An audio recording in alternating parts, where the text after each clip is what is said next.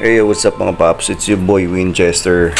And for today's video, eto, click sounds lang yung maririnig nyo dyan. Ayaw mag-start ng kotse ko. And dito sa next video, eto na yung starter ko. Okay na. Napalitan ng starter solenoid switch. Ayun, gastos. Tapos, eto yung bumiyahe na ako papunta sa Ray Auto Electrical Shop. Dito sa may Marikina, along Hill Fernando. Ayan, si kuya, tinataas na yung sasakyan ko. Sobrang daming sasakyan nung dumating ako dito, kaya dito sa part na to na naipark yung kotse ko, dito sa mga bakanteng spot na parking, may mga sasakyan din. So ayan si kuya, binabaklas na yung intake hose, and binantayan ko rin. At saka syempre nakikimarites ako. Ganyan talaga pag nagpapagawa ako, bantay sarado ko yung pagkakalikot. Nanonood talaga ako, so para magkaroon ako ng idea kung paano siya gagawin next time. And ako na lang yung gagawa sa sunod. Ayan, so napanood ko naman, kaya okay na rin yun. Ito na, nagbabaklas pa rin si kuya dito sa part na to. Siyempre marites ako, video lang muna. Ayan, lipat ako sa kabila. Si kuya nag-guantes na, kasi napakainit ng makina. Kaka-parking ko lang yan, kakapatay lang ng engine. Hindi na namin mailipat kasi hindi nga mag-start yung kotse. Ayun, kaya dyan na lang siya. 2 jack na yung ginamit niya kasi nahirapan na. Tumawag na rin siya dito ng kasama. 2 na sila nagbaklas. Doon sa ilalim, sumuot na yung isang si kuya kasi binaklas na. Meron kasing merong bracket yung starter papunta din sa intake manifold. Kaya nahirapan baklasin doon sa ibabaw. Napakasikip din kasi ng engine bay. Yun, ang ganda ng BMW. Classic. Yan, along Hill Fernando, tapat ng MG Square. Ayan, so yan si kuya.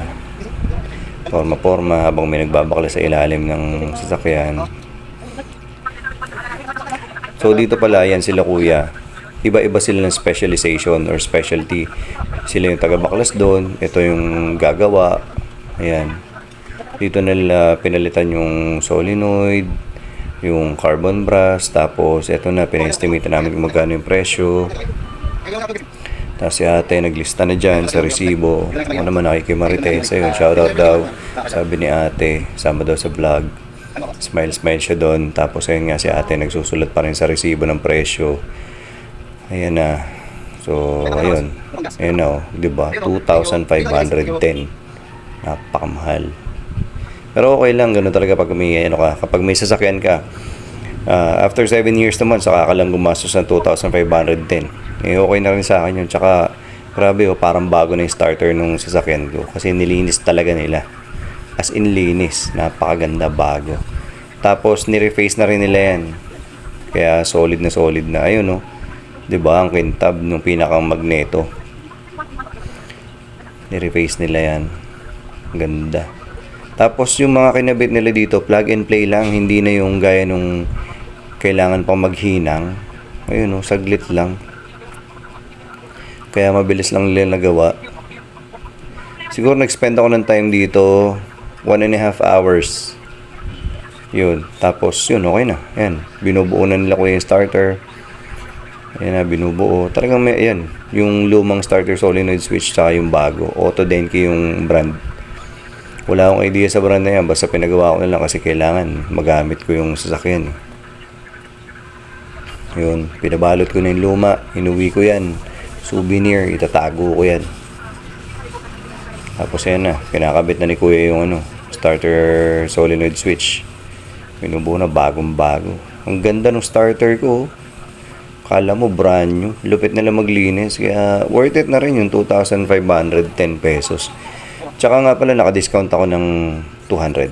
Ayan, testing na nila kuya. Ayun, galing, solid, diba? Panalo. Ayan na si kuya. Yung sundan ko si kuya, bilis maglakad kakabit na yung starter ko. Ayan, syempre, marites muna ako dito. Ayan na, kinakabit na ni kuya. Ayan. So, hindi talaga siya makita. Walang space, walang mapagsisilipan. Ayun, bago. Kitang-kita yung bagong starter solenoid switch. Solid talaga. Sabi ko, kuya, huwag mo ako sanggahan. Nanonood ako. Nagbe-video ako eh. Hindi, joke lang. Talaga namang may passion naman ako para makapag-video sa part na to. Ayan. So, itong nagkakalikot na sa ibabaw, Chris yung pangalan niya. Ayun. So, sabi niya, 32 years na raw siya doon sa Ray Auto Electrical Shop. Kaya, ayun, 3 dekada na pala siya doon. Kaya, experience na talaga siya. Tapos, ano daw sila doon? Hindi daw sila swelduhan. Arawan daw yung bayad sa kanila. Ayan, syempre patuloy lang yung pagmamarites ko dito, nood-nood. Ayun, kinabit na ni Kuya intake hose. Tapos okay na, hinihigpitan na lang niya yan. Sabi ko, pakiayos mo ha, kasi maayos yan nung inalis mo. Gandahan mo yung kabit, sabi ko. Hindi, joke lang. Wala akong sinabing ganun. Ayan na, okay na oh. Tapos yung nakalimutan niya higpitan yung isang tornilyo dyan eh. Sabi ko, kuya, pakihigpitan mo naman to. Ayan. Binaba na yung jack. Ayan, hinigpitan niya na yan. And eto na, moment of truth. Start yung engine. Sana umandar. Ayan na. Uy! Umandar siya mga paps. Good job. Solid talaga. Okay na yung kotse ko. Umandar na ulit. Pinatay. Start ulit. One more time. Ay, grabe. Ang galing. Panalo talaga. So, ayun, for me, satisfied talaga ako sa pagpapagawa dito sa Ray Auto Electrical Shop. Okay na okay. Sulit. Okay na rin yun. So, patay ko muna yung engine. Kasi, magbabayad na. So, eto, magwi-withdraw na ako sa bangko. Sa BDO. Ayan. So, no pin change. Teka lang. Pasok natin yung mahiwagang card na yan. Wala namang laman. Withdraw tayo, pak. Eto na. Teka lang, yan na. Lumabas na yung card ko. Uy, may pera pala, no? Lumabas. So, eto na. Punta na ulit tayo doon sa shop para magbayad. Eto na. Shortcut na ako dito. Ayan. Punta na ako sa kahera. Yan, pambayad. Yan na. Inabot ko na kay ate yung pera. Ayan, tinanggap naman niya yung pera. Tapos yan, nagsusulat sa resibo. Yan, tapos sabi ko, pa-discount naman ako. Ayun, binayaran ko 2,300 lang. At ayun nga, naka-discount ako ng 200 pesos. Nagbigay ako kay Kuya Chris ng 50 pesos. Tip na rin para sa kanya. At eto na nga, pauwi na kami mga paps. So hanggang dito na lang yung video na to. Maraming salamat sa panonood. And if you're not yet subscribed to my YouTube channel, please consider subscribing. And don't forget to like and follow my Facebook page. Peace out.